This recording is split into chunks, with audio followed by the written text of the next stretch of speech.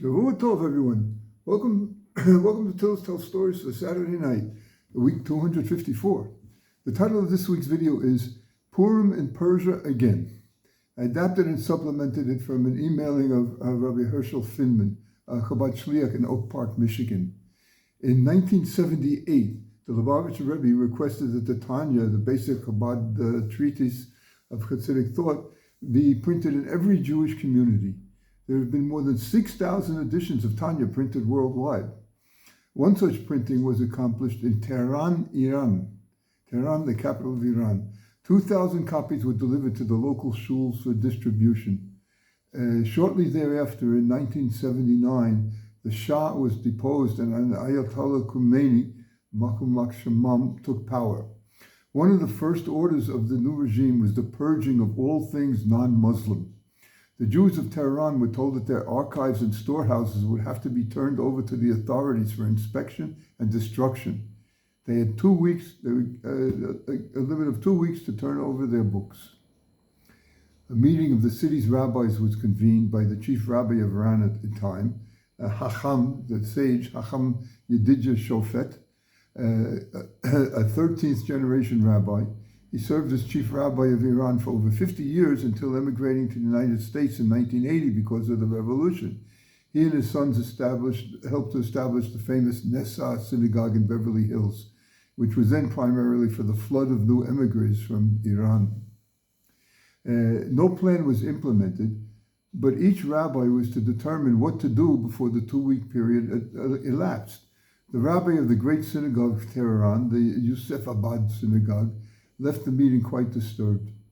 Unfortunately, I have not yet been able to ascertain this rabbi's name. The next day in his office, he was confronted by a squad of police. They demanded that the rabbi turn over his archives. He protested, saying that he had been given 2 weeks.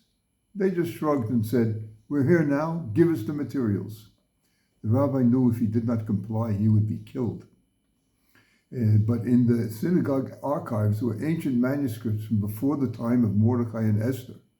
He resolved he would not give these away, even though he risked being killed on the spot.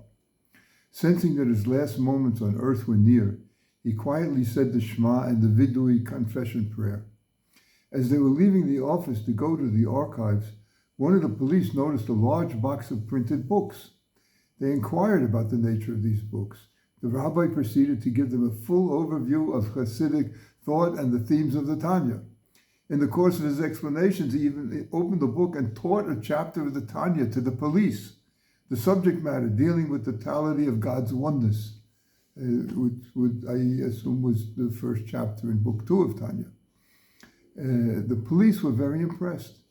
They said if this was the nature of the Jews' archives, they conformed to the new standards, and they left. A short time later, the rabbi moved to New York City, where he served for many years as the rabbi of a prestigious Sephardic synagogue in Manhattan.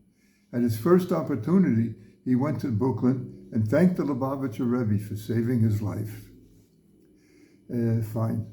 Actually, this is an excellent and fitting example of the Purim theme of good overcoming evil, light overcoming darkness, and not just overcoming, but reversing it. Achashverosh switched to helping Mordecai and the Jews.